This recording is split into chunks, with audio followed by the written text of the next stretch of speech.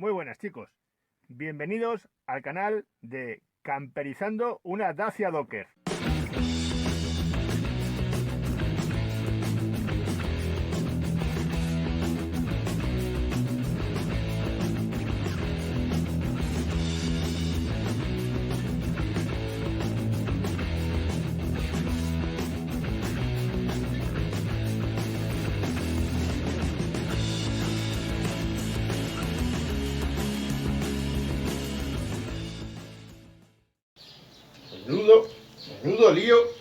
Menudo lío tengo con esto de la electricidad.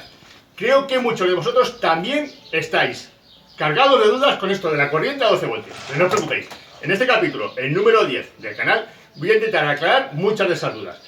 Entre ellas, por ejemplo, cómo me las he ingeniado para tener módulos de quita y pon con consumibles eléctricos. Así que sin más, y mientras que me voy desenredando ya del todo, os dejo con el capítulo número 10, electricidad con módulos de quita y pon en una Dacia Docker.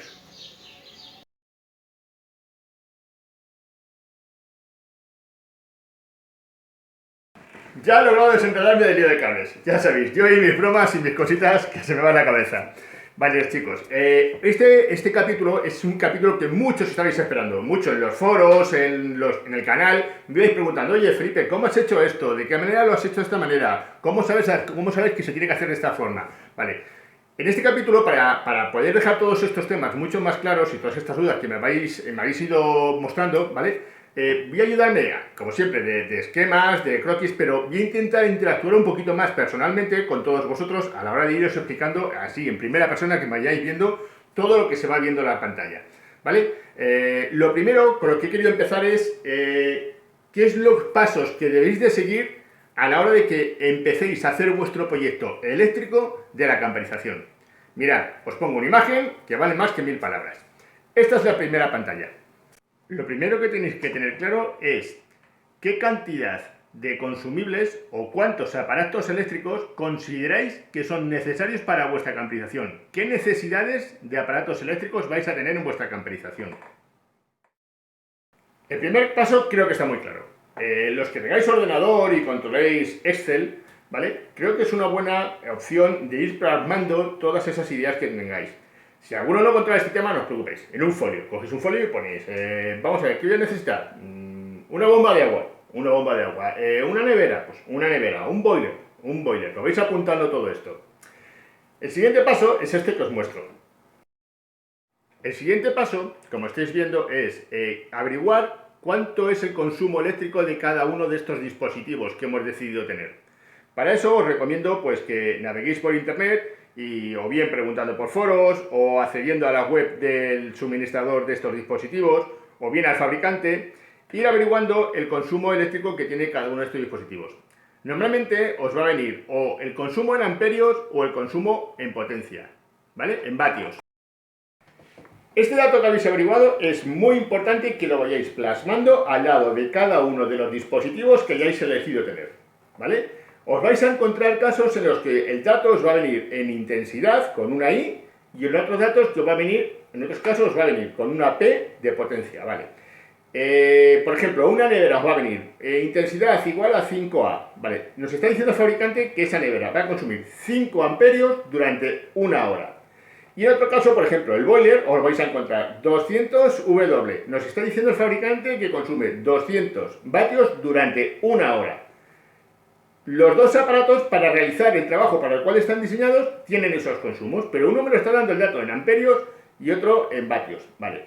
Os voy a intentar explicar de forma muy coloquial la diferencia entre vatios y amperios. Los que tenéis conocimientos de electricidad vais a decir: Felipe, exactamente no es eso, ¿vale? Pero ya hacerlo que la gente que no tiene estos conocimientos de electricidad lo pueda entender y sepa un poquito de lo que estamos hablando, ¿vale? La intensidad, los amperios, es la cantidad de corriente que necesita ese aparato para realizar la función para la cual ha sido diseñado.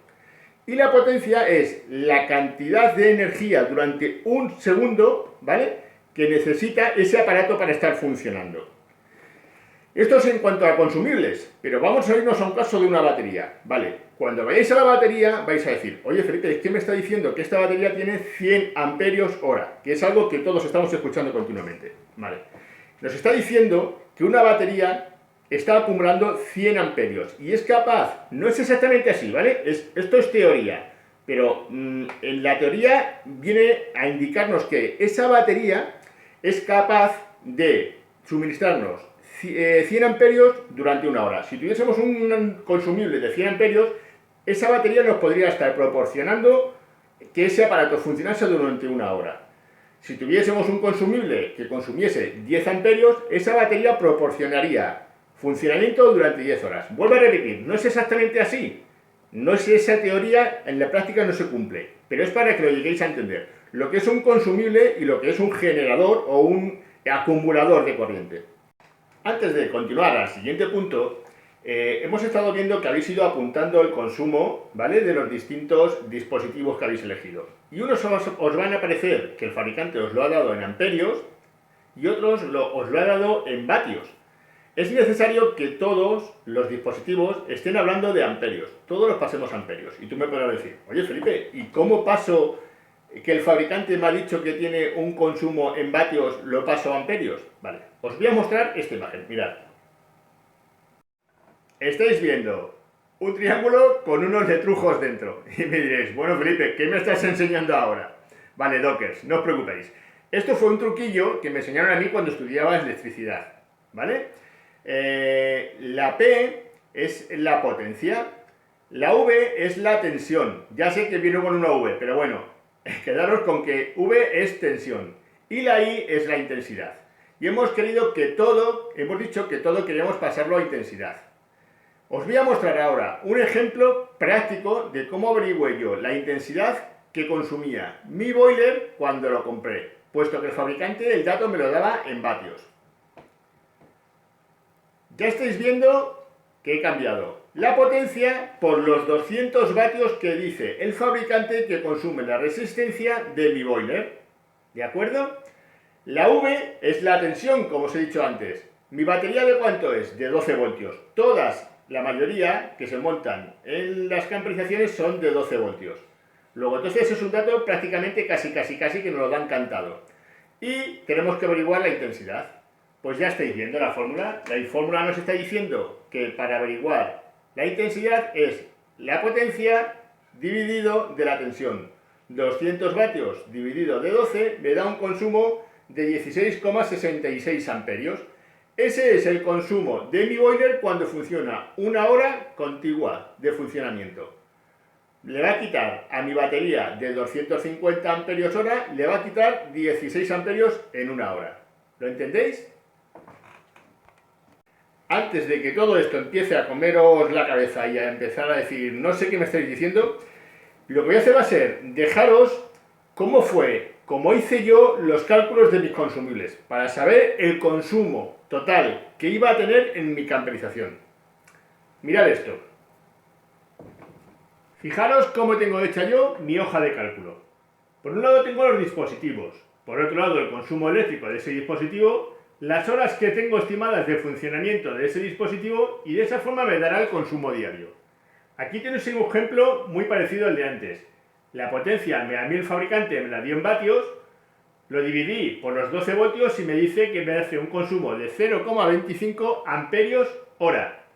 Si lo multiplico por el consumo estimado de 4 horas diarias, 4 por 0,25 me da 1 amperio día de consumo. En esta secuencia de imágenes vais a ir viendo cómo fui haciendo el sumatorio de todos y cada uno de mis consumibles.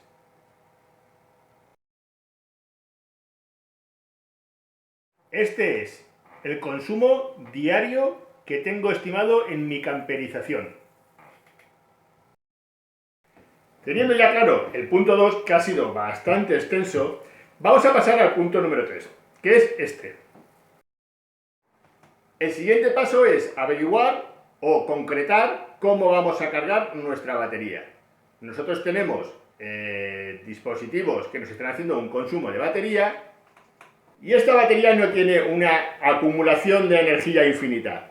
Todo el consumo que le hayamos hecho con los consumibles tenemos que hacérselo recuperar de alguna forma. ¿Cuál es la manera más barata? La manera más barata es a través del alternador. Oye Felipe, ¿qué es el alternador? Vale, os explico.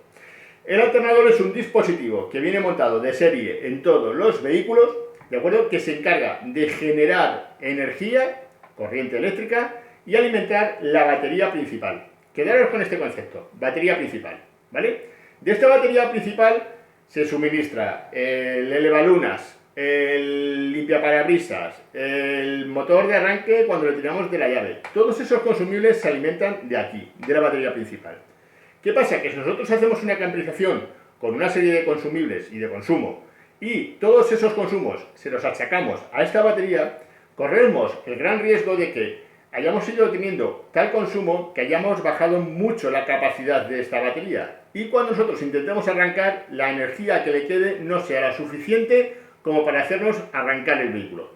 Y eso se convertiría en un problema. ¿Cómo se soluciona? Pues a la batería principal se le añade una batería secundaria, ¿vale? Concepto, batería principal, batería secundaria. Se unen ambas, se pone un dispositivo entre medias, que ahora os explico, y el mismo alternador, cuando está funcionando, nos genera corriente para alimentar la batería principal y la batería secundaria. ¿Por qué? Porque este aparatito que hay aquí une las dos baterías. Y me dirás, pero si está con cable, ¿para qué queremos este aparatito? Vale, este aparatito, os lo voy a intentar resumir mucho. Los que tengáis vehículo con stop-start, ¿vale? Tenéis que montar unos aparatos que se llaman Booster. Quedaros con el nombre, ¿vale? Booster. Son unos relés inteligentes, no solamente que detecten cuando el vehículo está en marcha y cuando el vehículo no está en marcha, sino que además leen la cantidad de energía acumulada que tienes tú en tu batería secundaria y en la que te está proporcionando el alternador, y proporciona la energía apropiada para alargar la vida de tu batería secundaria. Eso lo hace un Booster. ¿Qué otra cosa hace el Booster? Hace que cuando tú quitas la llave de contacto, ¿vale?, separa esas dos baterías, de forma que todo el consumo que tengas en tu camperización no lo hace con dos baterías, sino solamente con tu batería secundaria. Los que no tenemos, o no tenéis, perdón, vehículos con stop-start, simplemente con que se ponga un relé de potencia, ¿de acuerdo?, hace esa separación. Y el alternador carga a su ritmo. Hay algunos relés que se dicen relés inteligentes que hablan muy bien de ellos. Yo no los he tratado mucho. Me decían que a lo mejor con el vehículo nuestro, que es un stop-start Euro 6, funcionaría y me cargarían los dos. Pero como quería gastarme un dinero en la batería y quería que tuviese una carga apropiada, preferí gastarme algo más de dinero y montar un Booster. ¿De acuerdo? Vale. Paso a retomar el tema del que estábamos hablando. Tenemos el alternador, que es la opción más barata. Alternador, relé, alternador, Booster. ¿De acuerdo? Pero esta opción es muy buena para los que tenemos curillo inquieto, para los que estamos un día, 2 días, unas horas en un sitio. ¿Por qué? Porque el consumo de esa pequeña fracción de tiempo, en cuanto nosotros arranquemos el vehículo, el alternador va a ser capaz de recuperarla rápidamente. Y siempre tendremos nuestra batería al 100% de carga. Pero me podráis decir algunos, oye Felipe, es que mira, a mí me gusta hacer escalada o no sé, o senderismo, y es que yo me voy en mitad de cualquier sitio y estoy allí 2-3 días. ¿Cómo lo soluciono? ¿Tengo que estar arrancando el vehículo? Vale, no, hay otra opción. La otra opción es poner una placa solar. La placa solar nos va a ir proporcionando energía, dependiendo mucho de la cantidad de luz solar que haya, no de calor, sino de luz solar que haya, nos va a ir proporcionando energía que pueda contrarrestar en gran parte el consumo que le hayamos ido metiendo. Lo suyo es poner una placa solar que sea capaz de asumir el 100% del consumo que hayamos de tener, pero nuestros vehículos no tienen un tejado de una vivienda o de una nave. Luego entonces, mi recomendación, poner la placa solar más grande que os quepa. Es mejor que os proporcione mucha energía a que no sea capaz nunca de regularizar ese consumo que le estáis teniendo. ¿De acuerdo? Pasamos al siguiente punto.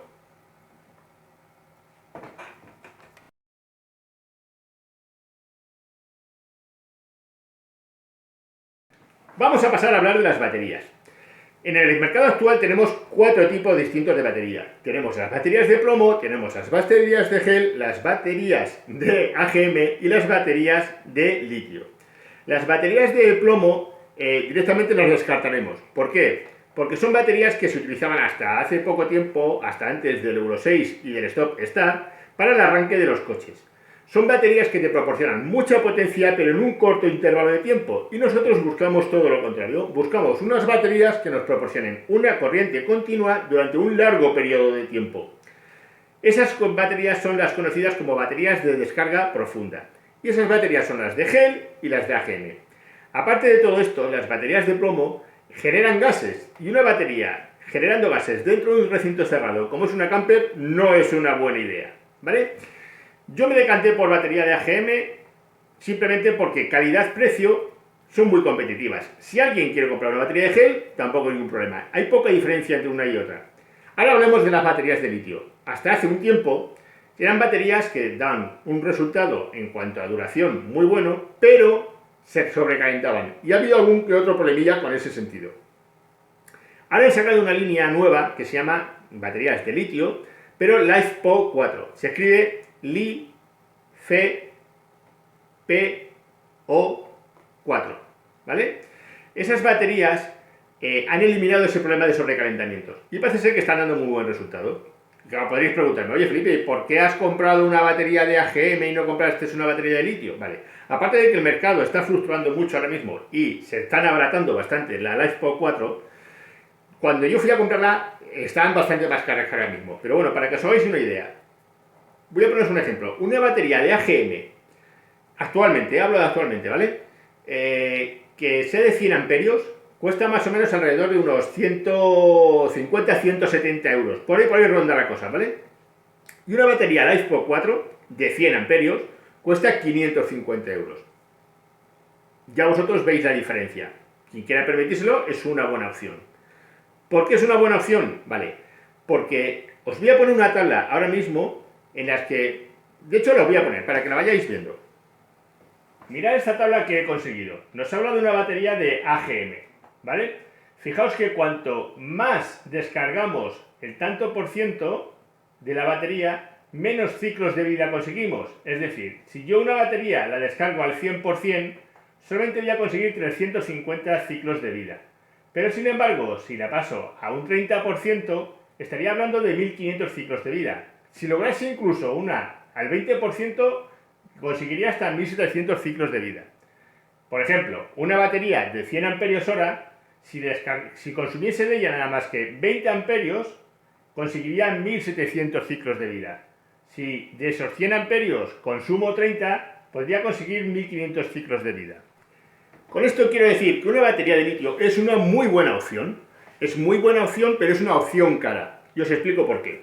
Una batería de litio LiFePO 4, si compro 100 amperios, me dice el fabricante que puedo apurarla hasta el 99%. Vamos a hacer números redondos. De 100 amperios tengo 100 amperios disponibles. Pero sin embargo, en una batería de gel o de AGM, ya estáis viendo en la tabla que esa opción pasa por un 20%. Si yo quiero que mi batería me aguante todo lo posible, no debo sobrepasar ese 20% de descarga.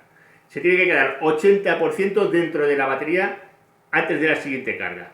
¿De acuerdo? Luego entonces, en una batería de 100 amperios de AGM, solamente tengo disponible 20 amperios hora.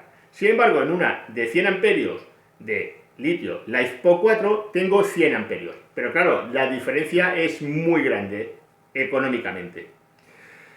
Yo recordar que tengo un consumo diario de alrededor de los 42,5 amperios hora, ¿vale?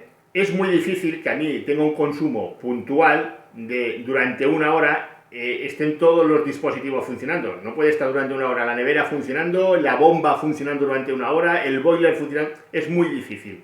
Luego entonces yo con una batería de 250 amperios hora de AGM la calculé porque dije el 20% de 250 estamos hablando de 50 amperios hora. Luego entonces yo estoy todavía por debajo de ese límite del 20%. Yo estaría aprovechando seguramente que el 15% de la batería. Y además siempre tengo el apoyo de mi placa solar o tengo el apoyo, si voy circulando, de mi booster. Luego entonces voy a alargar la batería, la vida de mi batería, mucho tiempo, porque no la voy a forzar nunca. Lo hice con la idea de que ahora mismo hago un desembolso de unos 250 euros más o menos, fue lo que me costó, ¿de acuerdo? Hasta los 550, que está hoy en día, que en su momento estaba cerca de 700, casi 800 euros, había una diferencia también mucho más grande. Y dije, bueno, pues monto esta batería Y de esa forma, cuando mi batería de aquí a 8, 5, 4, el tiempo que sea, años, hablo de años con ese, ya habrá bajado el precio del iPod. Y entonces será el momento de poder cambiar a esa otra batería. En cuanto a espacio, le voy a ganar mucho más espacio. Pero bueno, como yo cuando dimensioné sabía lo que me iba a medir la batería, para mí fue una buena opción. Vamos a hablar ahora ya del último punto que tenéis que tener en cuenta. Chicos, mirad esto. Aunque este punto vaya en el último lugar, no es el menos importante. De hecho, diría que es de los más importantes, si no el más importante. A ver, os explico. En nuestros hogares tenemos algo que se llama corriente alterna. La corriente alterna es que tenemos un positivo, tenemos un negativo y la corriente va haciendo este movimiento, un movimiento cíclico. Va tomando el punto positivo y el punto negativo, el positivo y el negativo. Por eso es alterna.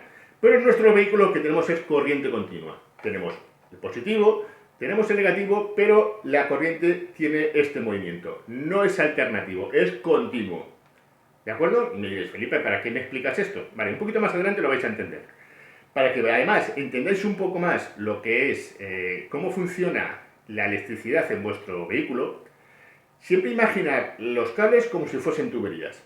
Veréis, uno de los grandes problemas que hay con la corriente continua es que al no haber ese movimiento cíclico, siempre la presión que va a ejercer la corriente sobre los cables es continua.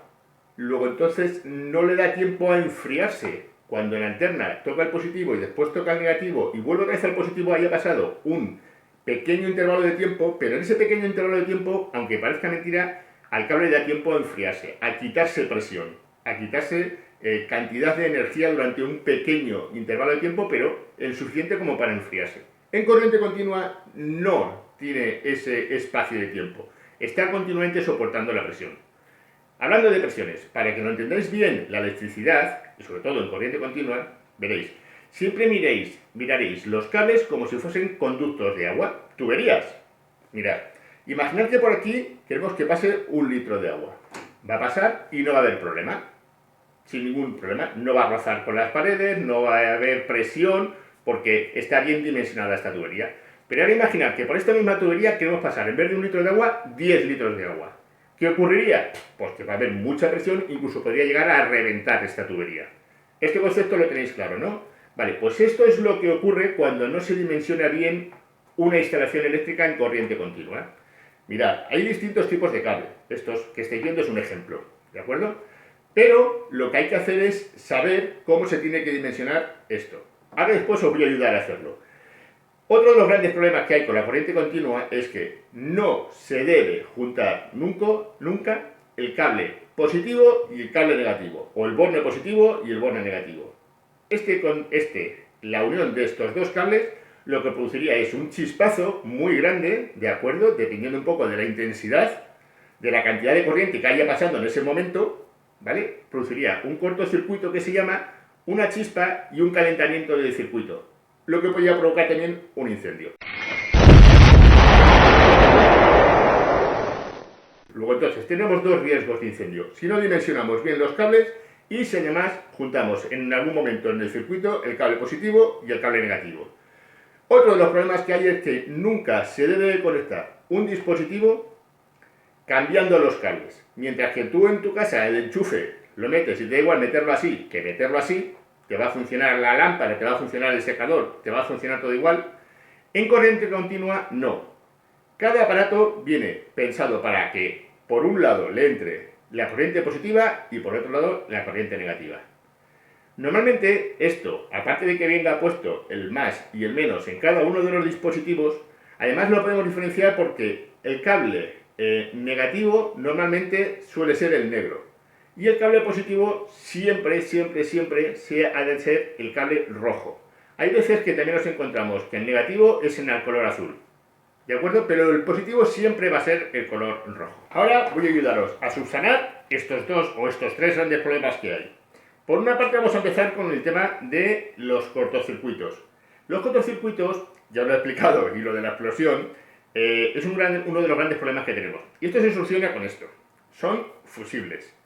Los fusibles, al igual que los cables y la sucesión, hay que dimensionarlos dependiendo del consumo que va a tener. porque estos dispositivos, aparte de ayudarnos a que si hay un cortocircuito no se nos rompa un aparato, lo que nos hace también es que en caso de que tengamos un consumo excesivo, también se van a disparar, van a romper la línea de cable. Tendríamos la entrada del cable positivo, porque habitualmente se pone en el positivo, intercalaríamos el fusible y continuaríamos el cable.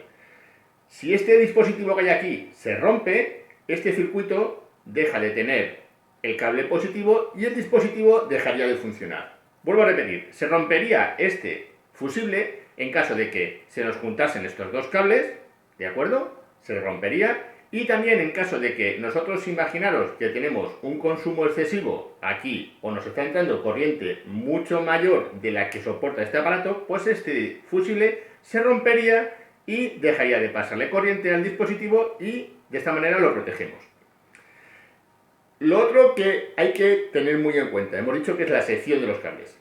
Os voy a dejar una tabla que es muy importante que la tengáis siempre con vosotros cuando estéis camperizando. Es la manera en la que vais a saber qué sección de cable, qué diámetro de tubería vais a necesitar para cada uno de esos dispositivos. No es lo mismo un dispositivo que necesite para funcionar 16 o 17 amperios a un dispositivo que para funcionar necesite 4 amperios. Por un lado tendríamos que meter 16 litros de agua y por otro lado tendríamos que meter 4 litros de agua. Esta es la tabla que os va a ayudar a saber qué sección de cable le tenéis que llevar a cada uno de vuestros dispositivos. Lo único que tenéis que hacer es coger aquella tabla o aquel folio en el que fuisteis apuntando el consumo que tenía cada uno de vuestros accesorios y de esa manera saber qué sección de cable le tenéis que llevar para alimentar ese dispositivo. Voy a hacer un ejemplo práctico para que os queden las cosas un poco más claras. Fijaos en mi boiler. Según mi tabla, tiene un consumo de 16,66 amperios hora. Si me voy a la tabla de sección de cables, estoy viendo que el cable de 4 milímetros cuadrados me soporta 20 amperios. Luego entonces, ese cable sería el apropiado para alimentar mi boiler. Pero entra otro factor más. El otro factor que entra en juego es la longitud del cable. Os explico. ¿Os acordáis lo de la corriente alterna y corriente continua, que el cable se calentaba más o menos? Ya hemos visto que en corriente continua es más fácil que se nos caliente. Ese calentamiento ejerce una resistencia al paso de la corriente. ¿Qué ocurre? Que si ese cable es muy largo o está mal dimensionado, si nosotros medimos por una punta, le metemos por una punta 12 voltios y medimos en otra punta, a lo mejor nos llega 11,5. Parece una cantidad ínfima, pero bueno, es lo suficiente para que muchos dispositivos no nos funcionen. O incluso corremos el riesgo de que por ese calentamiento el cable nos llegue a arder y nos produzca un incendio dentro del vehículo. Mi recomendación es que utilizando la lógica vayamos una sección por encima. Vamos a ver, si nosotros tenemos un dispositivo que nos consume 19 amperios y tenemos un cable que dice que nos soporta 20, no lo dejemos en esa sección, vámonos a la sección siguiente, ¿de acuerdo? Y de esa forma nos evitaremos problemas.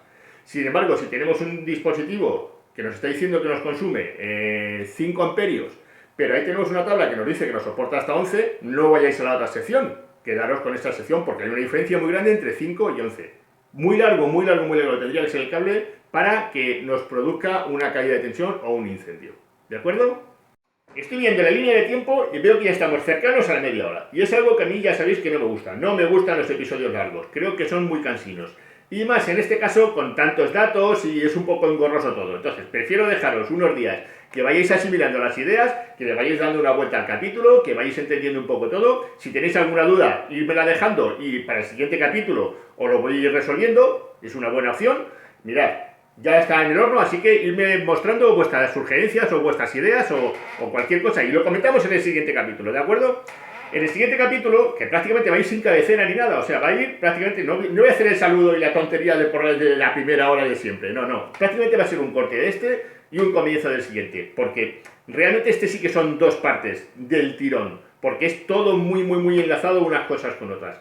En el siguiente capítulo, ¿de qué voy a hablaros? Pues mira, os voy a enseñar la placa solar, cómo va sujeta, por dónde pasan los cables, incluso alguna mejora de por dónde se puede pasar los cables que después con el tiempo he ido viendo que se puede poner en otro sitio. ¿Cuál es mi booster? ¿Dónde va colocado? Las clavijas, que es algo que me estáis preguntando bastantes, ¿dónde las conseguí? ¿Cómo van las clavijas estas para unir lo que es la instalación fija del vehículo con los módulos, ¿de acuerdo? Con los distintos módulos, con los 3 módulos que sabéis que tengo. Os voy a dejar esquemas eléctricos de mi circuitería, pero no voy a hacer un circuito eléctrico de todo, que puede ser muy engorroso. He decidido hacerlo por partes, y así de esa forma vais viendo un poco más claramente cómo va, la sección de los cables, por dónde van puestos los fusibles, todo ese tipo de cosas, qué fusible hay que ponerle, todas estas dudas que os pueden ir surgiendo. ¿Qué más? Por supuesto, consejos prácticos de cuando yo lo fui haciendo, para que no cometáis errores, pues decíroslo a vosotros para que vayáis haciendo las cosas de una y no que tengáis que andar modificando cosas. Así que chicos, ya sabéis, sin más, como es mi lema, live to life, vivir para vivir. Si os va gustando, ya sabéis, suscribiros, like, campanita, todas estas cositas. Y nada, chicos, corte muy rápido, que me voy a seguir editando y nos vemos en el 10.2. ¡Hasta luego, Dockers!